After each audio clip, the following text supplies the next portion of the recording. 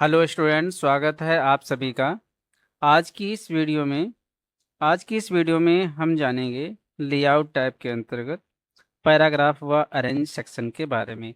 तो चलिए शुरू करते हैं। एमएस वर्ड को ओपन कर लिया है और यहाँ पर हमें दिखाई देगा लेआउट टैब, और इसके अंतर्गत हम जाएंगे पैराग्राफ सेक्शन के। तो देखते हैं किस तरीके से इसका हम सेटअप करते हैं और यूज करते हैं। इसके लिए सबसे पहले ज़रूरी है हमें एक डेटा की। तो यहाँ पर हम डेटा इंसर्ट करते हैं। तो यहाँ पर हमने डेटा इंसर्ट कर लिया है। सबसे पहले पैराग्राफ सेक्शन के अंतर्गत हमें इंडेंट दिखाई देगा। यहाँ से हम लेफ्ट से इंडेंट को कम और ज़्यादा कर सकते हैं, जब यहाँ से हम राइट से इंडेंट को कम और ज़्यादा करते हैं। कैसे? कुछ इस तरह से। यहाँ पर ये लेफ्ट एजेस है यानी लेफ्ट सिरा है, और क्लिक करेंगे और यहाँ से हम इंडेंट को इस तरीके से हम क्लिक करके इंडेंट को बढ़ा सकते हैं, यानी ये जो स्पेस है इसे हम इंक्रीज कर सकते हैं। इसके बाद चाहें तो इस इंडेंट को हम यहाँ से कम भी कर सकते हैं, कुछ इस तरीके से। ये इंडेंट कम हो रहा, और यही काम हम चाहें तो राइट से भी कर सकते हैं। राइट में कर्सर मैंने रखा। अब यहाँ से हम इंडेंट को अब देखेंगे। इंडेंट जो है हमारा ये पैराग्राफ पे यहाँ पे देखिए रूलर पे आपको दिखाई पड़ रहा है, इसको हम यहाँ से इस तरीके से मैनेज कर सकते हैं। तो ये तो है राइट्स।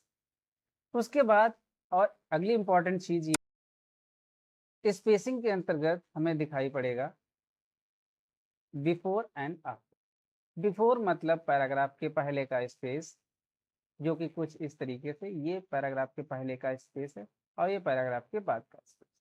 तो मैंने क्या किया, डेटा सेलेक्ट कर लिया है।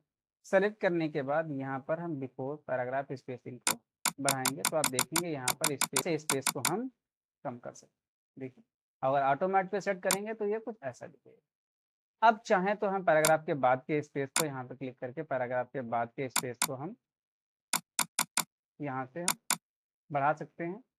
देखिए, पैराग्राफ के बाद के स्पेस को हम बढ़ा रहे हैं और यहाँ से पैराग्राफ के बाद के स्पेस को हम कम कर सकते हैं।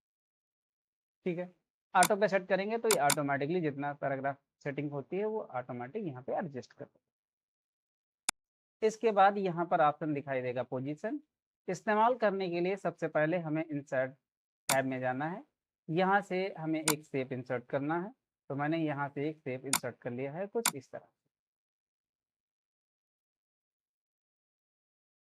लेआउट टैब में रिटर्न हो जाएंगे।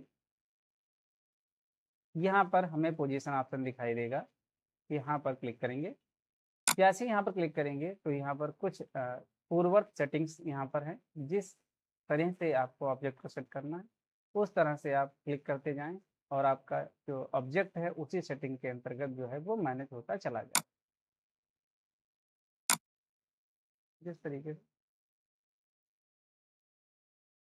ओके, तो इस तरीके से हम यूज़ करेंगे पोजीशन का।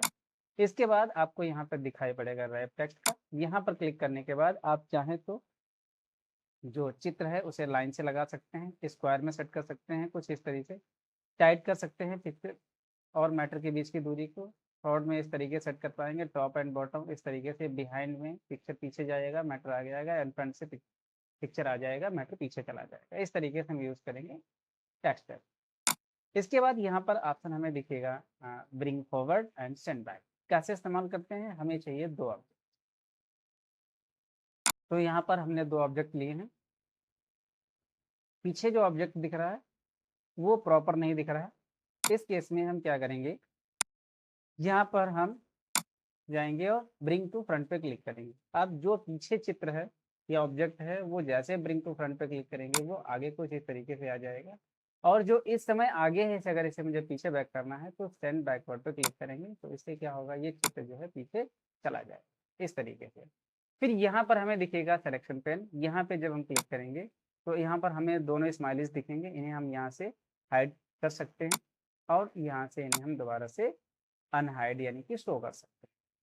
उसके बाद यहाँ पर हमें दिखेगा अलाइन। यहाँ पे क्लिक करके इस ऑब्जेक्ट को जो है हम, जो मैंने सेलेक्ट कर रखा है, उसे हम लेफ्ट में, उसे हम सेंटर में, उसे हम राइट में, जो सेलेक्ट है या उसे टॉप बॉटम जहाँ भी मुझे सेट करना है उसे हम सेट कर सकते हैं। तो उसके बाद यहाँ पर हमें ऑप्शन दिखाई पड़ेगा ग्रुप, जो कि इस समय एक्टिवेटेड नहीं है। उसको यूज़ करने के लिए हमें क्या करना होगा, इन ऑब्जेक्ट को ऐसे सेट करना है। सेट करने के बाद कीबोर्ड से कंट्रोल बटन को होल्ड करना है। कंट्रोल बटन होल्ड करिएगा और दूसरे ऑब्जेक्ट पे क्लिक करिए कुछ इस तरीके से, और फिर आप ग्रुप ऑप्शन पे क्लिक कर दीजिए। जैसे आप ग्रुप ऑप्शन पे क्लिक करेंगे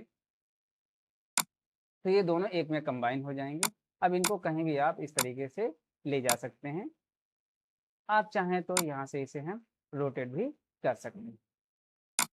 तो इस तरीके से हम पैराग्राफ व अरेंज सेक्शन का उपयोग करें। जानकारी अच्छी लगी है तो अपने दोस्तों के साथ में इस वीडियो को शेयर करें। अच्छा लगे वीडियो तो उसे लाइक करें। चैनल पे नए हैं तो सब्सक्राइब। आज के सेशन में बस इतना ही। मिलते हैं अगले वीडियो में, तब तक के लिए बाय बाय।